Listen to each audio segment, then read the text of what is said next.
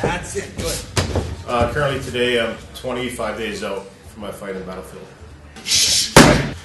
Currently today my weight's good. Fortunately, I'm fighting this weight, a catch weight of 180.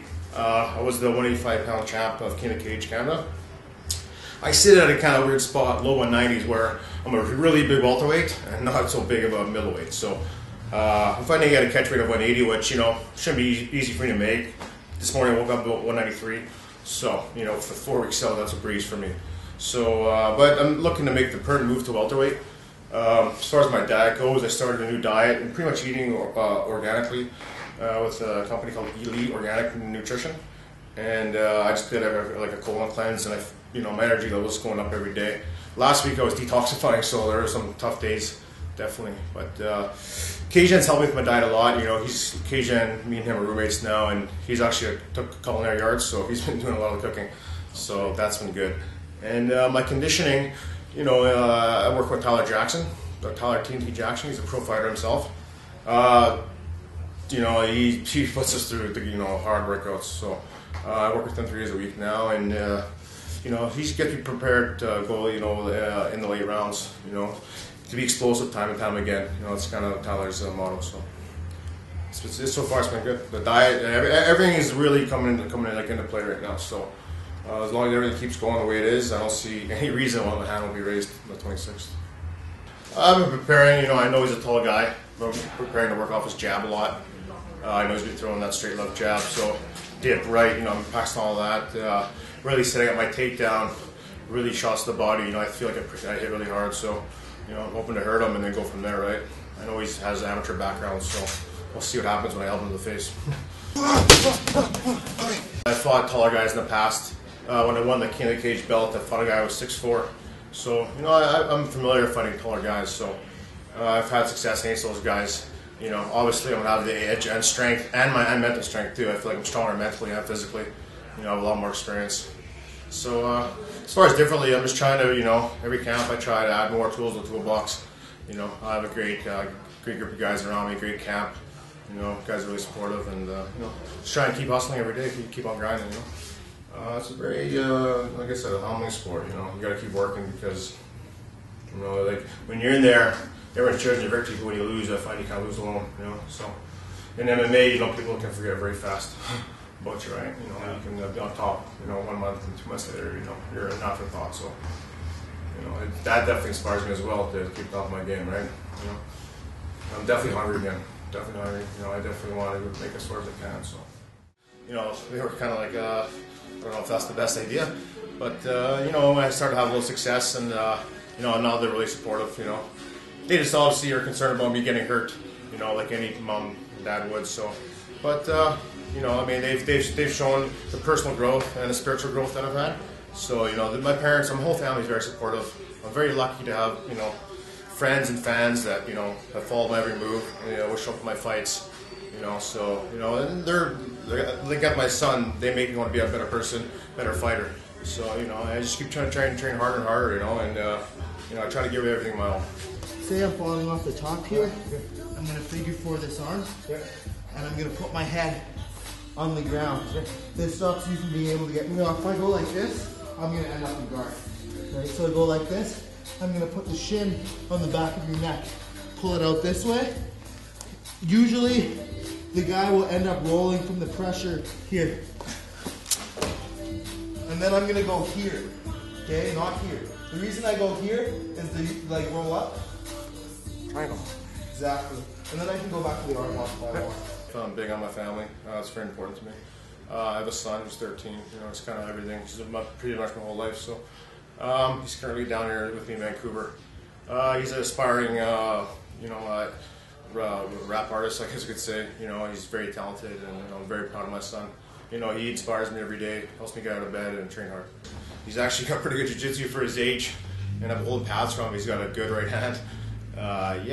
Definitely, but I use the martial arts, in a positive way, show respect to people. I don't want him using this in the street, obviously. MMA has done a lot for me in that way as well, as far as outside the ring, as personal growth.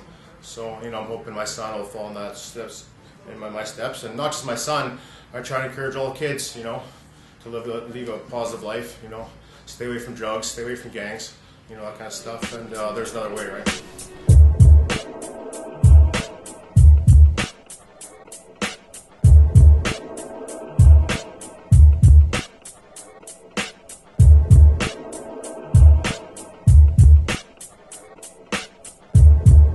Fernandez is a big, you know, a big inspiration of mine, my jiu-jitsu instructor. You know, recently just gave me my purple belt, so you know, him personally has been great for me. Just hearing him talk, and not in the gym, but outside the gym as well. You know, some of the words and the wisdom that he shared with me. Jose Pelilandi, I had the opportunity of living with him. Dennis Kang, me and Dennis Kang were roommates when I first moved down to Vancouver. So you know, from being from Prince George, having a couple fights, to living with Dennis Kang. You know, he got to show me what it's like, not only to train at a high level, but to act, you know, outside the ring, how to eat and how to, you know, he kind of showed me a lot. So I was very fortunate, you know, to come from Prince George to Revolution at the time. And that's when we were at the Fortress, and the fight team was insane. You know, like, I was thrown into the wolves, like, sparring Coulter Gill, then Pelé. You know, it's like, oh, where am I? You know, at the beginning, right? So there's some tough days back then, and it kind of made me, you know, mentally tough as now. So, yeah, I mean, all the guys from the old Fortress, you know. Bill Mahood's a big, you know, he's, I kind of started my career in Prince George. I was just, you know, another kid off the street that kind of like to fight. And, you know, he kind of picked me out of the crowd and said, you know, why don't you try MMA? And I did, and we hit it off. And 6 weeks later, I had a pro fight. I had my first pro fight in 2006. So I guess you could almost say I'm a veteran now. I've been around a little bit.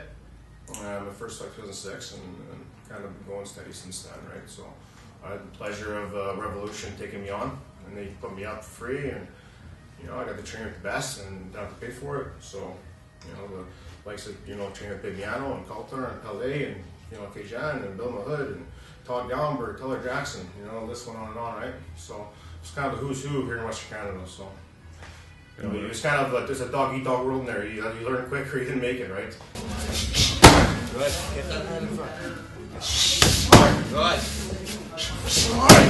Believe it or not, I took karate in YMCA when I was a kid. Briefly, a couple years. I wrestled in high school, but my high school didn't have a wrestling team. So I actually went to the main high school in town and I wrestled with their team. I never competed, but I went to their practices. And then when I was in my early 20s, I did a tough man contest. And Quinnell was on pay-per-view. And that was my debut of like fighting in front of the camera and crowd. Then me and my friends, you know, we used to go to the park and put on gloves and just fight, and people would watch us like, what the hell's wrong with these guys, you know? But we did it for fun, you know? And then, like I said, you know, something happened at Prince George. Bill Mahood, you know, me and him kind of ran into each other, and actually, no, the first King of the Cage that came there, Costas Maritzas, had his MMA fight. We just went as independent, and I was his trainer, you could say. Not much of one then, but he ended up winning the fight. Boz Rutan came to Prince George. I trained Boz Rutan in 2005, and that's when I really started. When I trained with Boz Rutan, Boz Rutan's an inspiration of mine as well. You know, I bought his DVD catalog and I studied that, and you know, and then like I said, I started fighting and just kind of went head first from there. 7, 6, 5, 4, 3, 2, 1.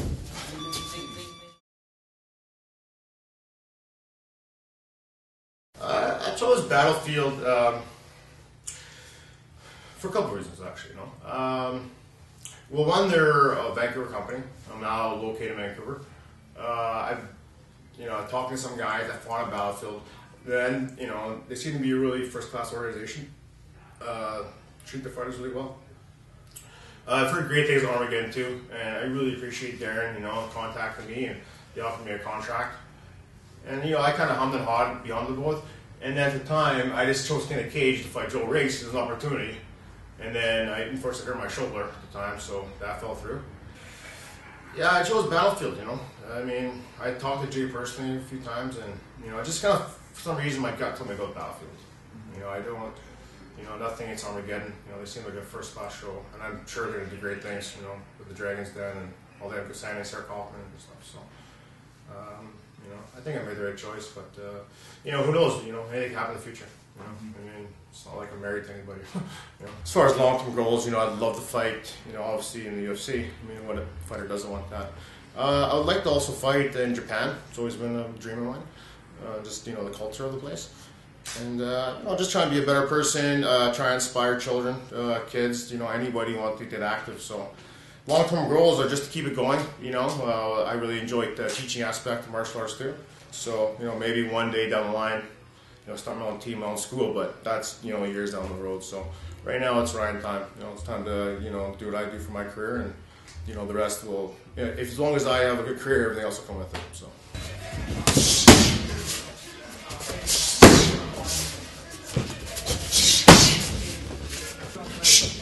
There you go.